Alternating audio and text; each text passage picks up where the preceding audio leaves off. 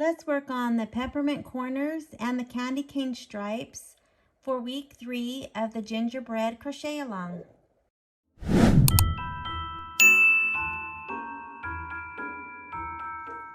Here's another look at my gingerbread house. I just started the panel that will be attaching to the center, and I wanted to point out a couple of things. The pattern does not call for this last little point. The pattern for the gingerbread house ends with those 3. So that's a change that I made. I just like the point. And so here's just a better look at the panel. So I'm starting that. But before I get too far into that, I am finishing up week 2, which were those panels. Oh, I got a lot of ends to weave in. Not my favorite thing. So remember those panels I just showed? I have done the white and cream candy cane stripes on these 2. Then the light green has the pink and the peaches. It's just a light pink. And I've done one of those. So I am going to finish this last panel up. And then there's one more part of week 2, which are peppermint swirls that will go into the corner. And you know, if you watched my peppermint blanket, I did 4, and I did 168 peppermints for the 4 blankets. And I thought I was not going to do any more peppermints ever. But these are a little bit different. So I'm gonna do them. I've got 4 to do for the corners, and I'm excited to get that part done. And then I will continue on with the center of the blanket. Again, this is a free pattern, and you can get the information in the description box. And this is not a step-by-step tutorial because this is somebody else's pattern. I just thought it would be fun to do weekly updates on where I am with the blanket.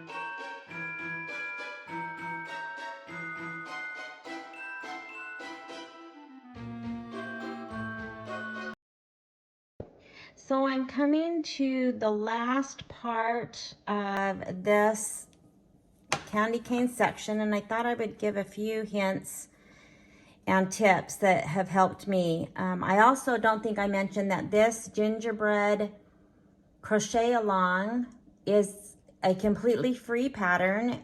You can go to the website, and I'll put it down in the description. You can, of course, use your own yarn. I did purchase the yarn from the exact kit, but you can use any colors that you want. You don't have to use their yarn, and the pattern is free. So when working this candy cane, we are carrying the yarn. So you can see from the back to the front, it looks the same. And I am carrying 2 yarns the entire way. And so I'm getting ready to finish my last few on this row. And so when I'm working with the pink, this light pink, I will just hold kind of behind or on top of, and I will crochet over that so it's encased in my stitch. So I have a couple more to do. These are double crochets, and this pattern, just so you know, is actually written in UK terms. And so if you use US terms, which I do, it's, you know, super easy to know what stitches, but just be aware that if you get the pattern, it is in UK terms. So I want to do sets of 5 for the most part across. So there's 5 dark pink, 5 light pink, and you can see that they look like they're slanted, which they are. And so once I've done 4, I kind of give my yarn that I'm carrying a little tug, not too much so that it dents down, but just so that it's not bubbling or kind of looping in the back. Then I'll and I do that on the 4th one, and then I'll finish my 5th. And so I will start the 5th, and before I crochet my last pull through yarn, I will drop this pink and I will pull it to the front, because my dark pink is on my left side, so I pull it to the front. I will pick up the light pink and pull through. So the pink on my hook, the light pink, is actually the top of the next stitch. And so you can see I have 5 dark pink, and now I'm ready to start the light pink. And so I will double crochet 5, again going over that yarn, the dark pink yarn. There's 3, and after my 4th, you can kind of see that it's a little bit loose back here and on this stitch, so that's when you just lightly give it a tug just to straighten this out, not to dent this down. So now I need to finish 1 more stitch, so I will start.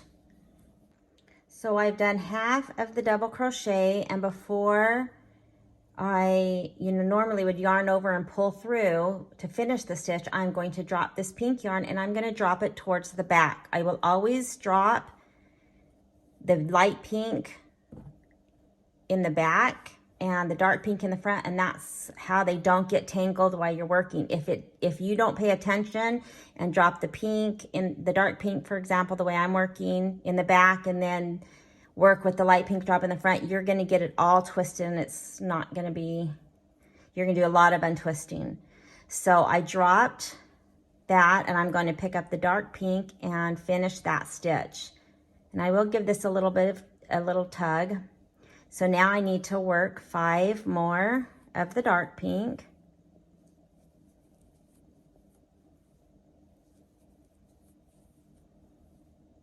So I will work the first 4, because those are worked completely.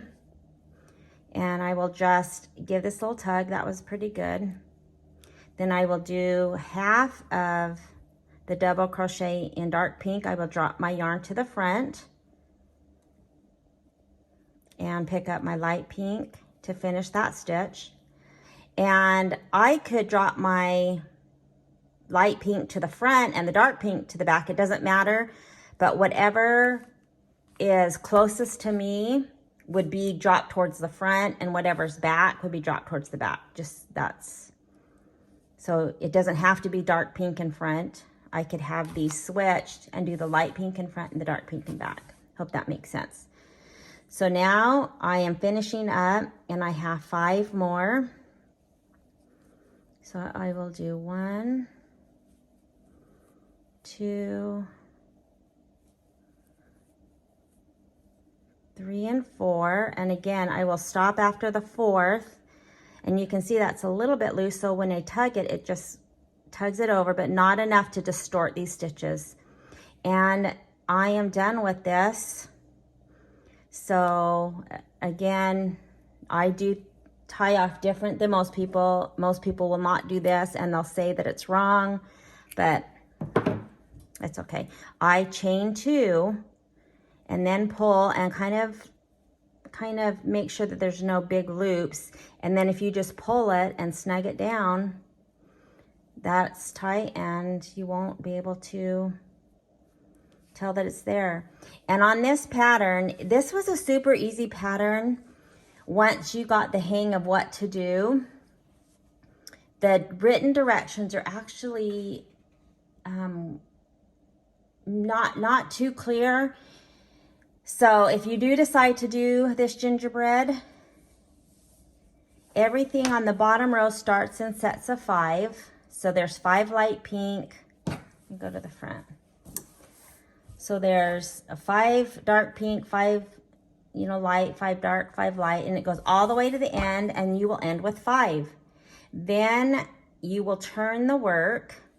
So you'll be working on this side, and it's super easy. You don't really, if you know this little tip, you don't even need the pattern because it's always worked in sets of 5. So this one had 5 because that's where I just ended. So I will turn it and I would be working on, this row. I would keep the white and I would do 4 because see how this is slanted. And so I will work 5 and then 4 on the next round for the light pink, 3 on the next, 2, and then 1. And then everything else after those first few stitches are 5, 5, 5, 5. And then when you get down here, you'll see the opposite. So after I work the 5, I would do the 1 stitch because I need 1 for the light pink.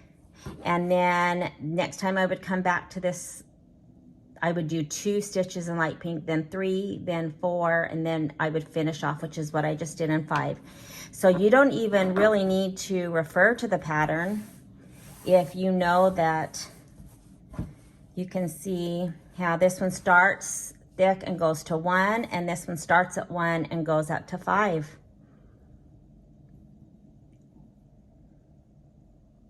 Okay, so just as I was showing you there, I forgot to put my 5th stitch in. So that's another reason I have a stitch marker, but I think I was so excited to end that this is the last stitch that I need to work into. And you can tell that one, it dips in. You can see that it's not even, and I only have 4. I need 5 with this last light pink, just like I started with 5 down here. And so I messed up, and now because I did my little knot, I'm gonna have to work at getting that out, which is why I like to do it when I'm sure I've done the pattern right, because it's pretty snug. So let me do that and I'll come back and show you actually how to finish that. Okay, so I got my knot out finally.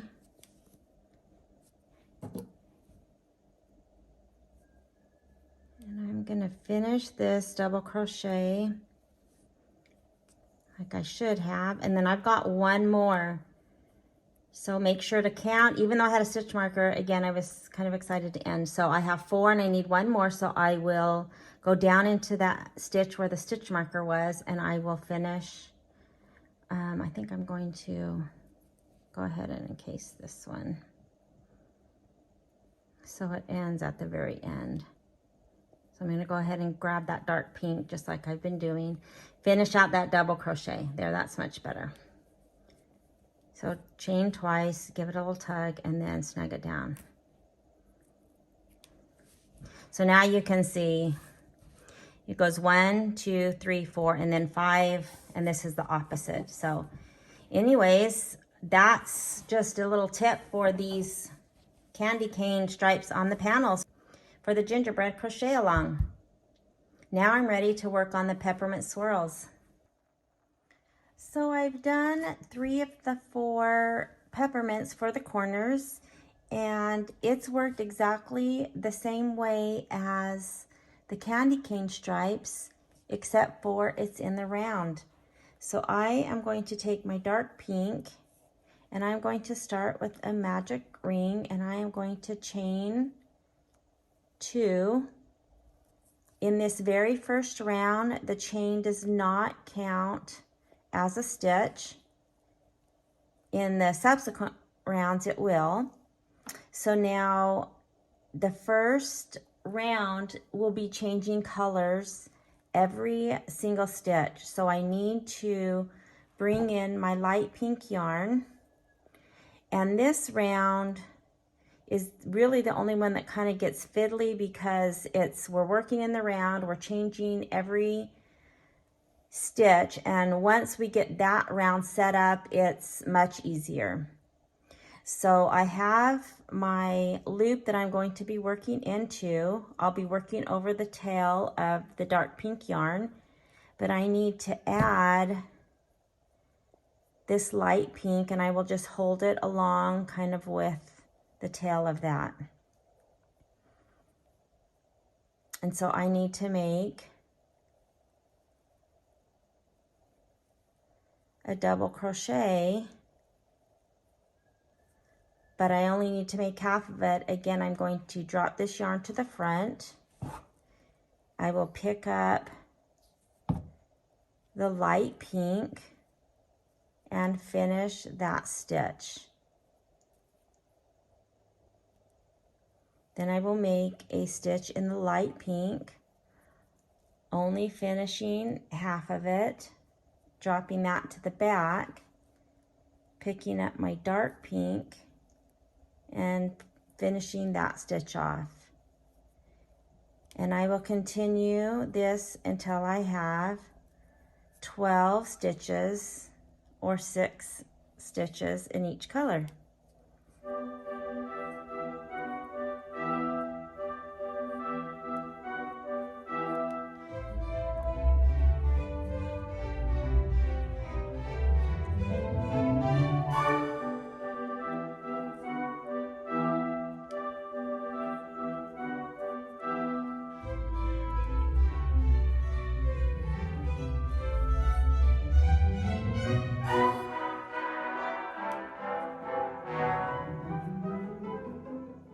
And the only tail that we're really not working over is where we added this. We will just, you know, worry about that when we're ready to weave in the ends.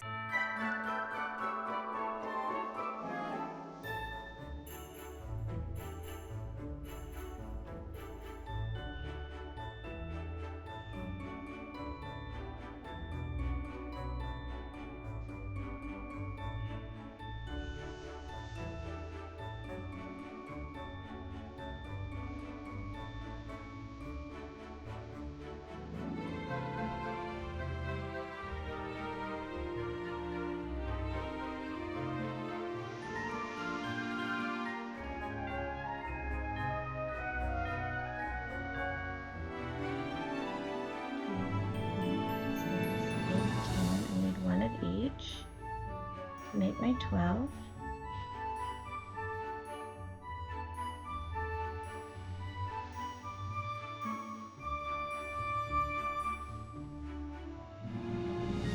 And even for the last stitch, just like we did before, we will chain.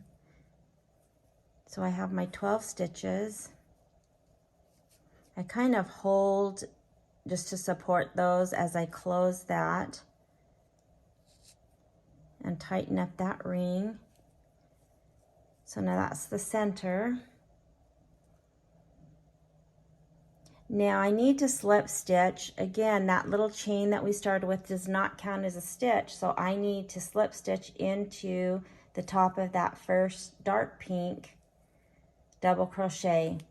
Now if I were just to go ahead and slip stitch, I'm going to chain 2, the pattern says 3. From here on out, that chain does count as a stitch, and in this round we need 2 stitches in each stitch or an increase. So there's my first, so I need to make another one. So I would again start bring up the yarn just like I've been doing, and then continue and put 2 stitches of the light pink and so forth.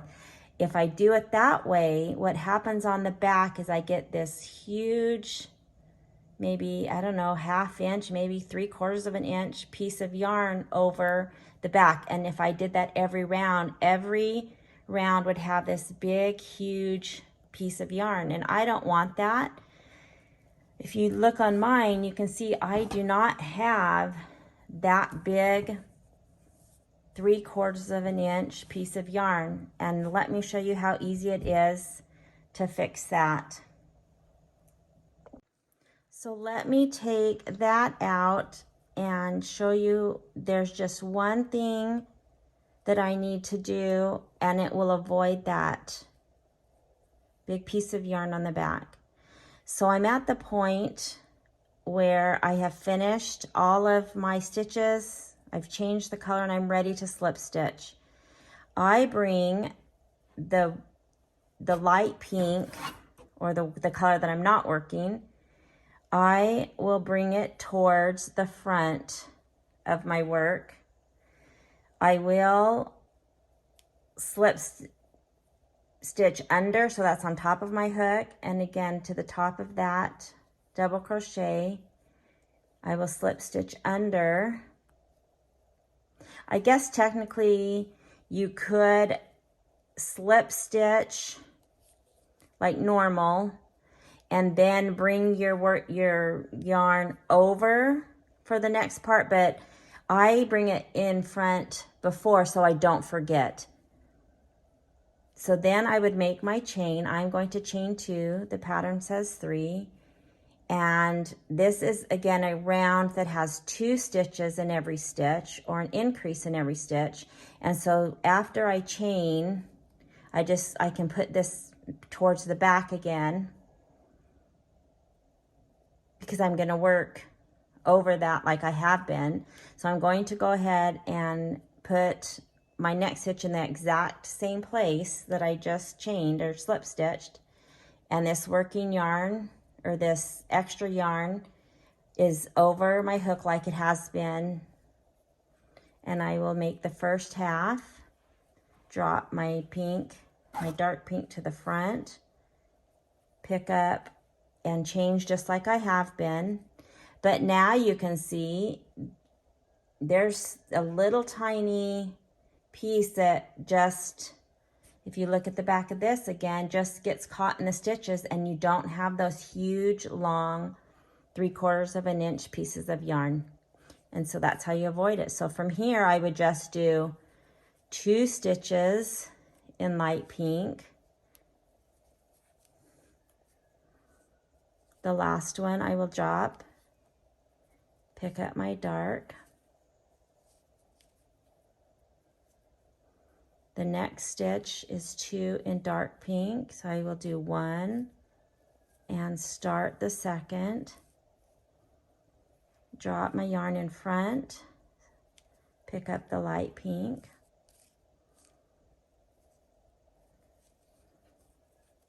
Two in the light pink.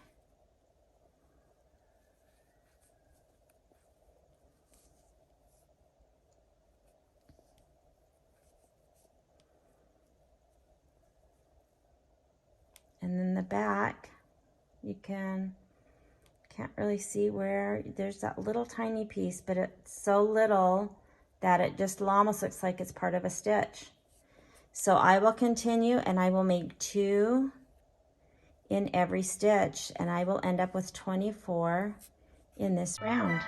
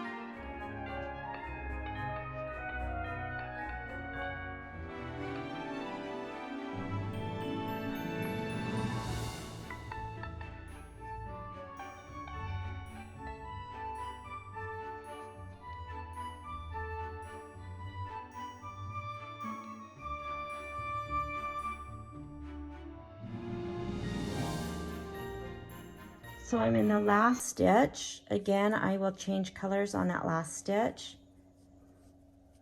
I will just bring this yarn. See how easy it is just to bring it?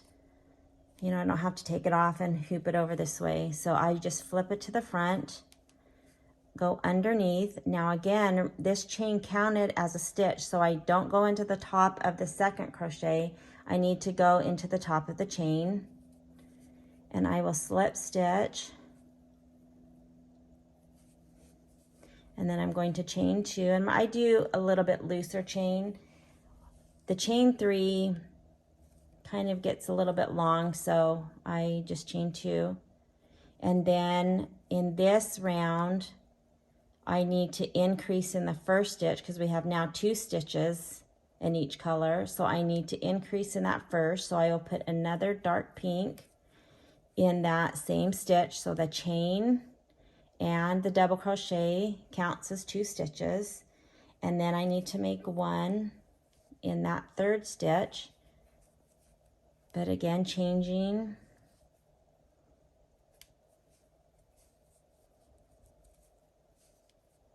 And then there's 2 in the light pink, so I will do 2. Always do the increase in the first. So I will do 2 stitches in the first.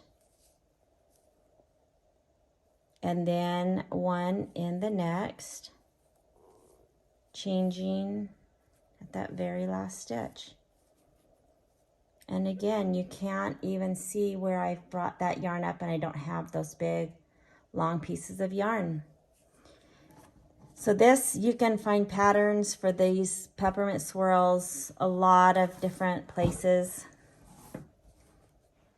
and they're all worked similar. So I would just start with, I'm on this number 3 round that has the increase and then the 1, and then it just would go up from there. And I will go with this until I have 8 stitches, and then I'm ready to put the borders on.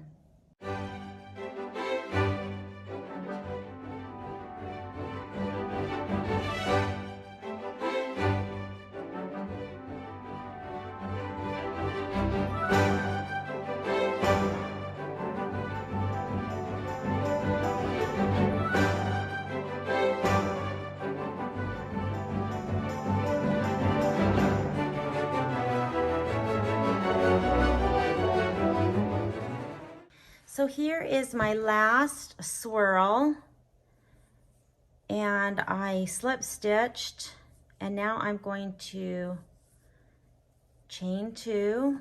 Again, that's completely optional. I'll just give it a light tug and then cinch it down. So now I need to make this circle into a square to fit on these side panels. So here are the other ones that I've done. So the red and cream swirl has the light green edging, and there's 2. And then the pink and peaches, which is the light pink, have the red. So I will finish this one and I will be able to go to the next step.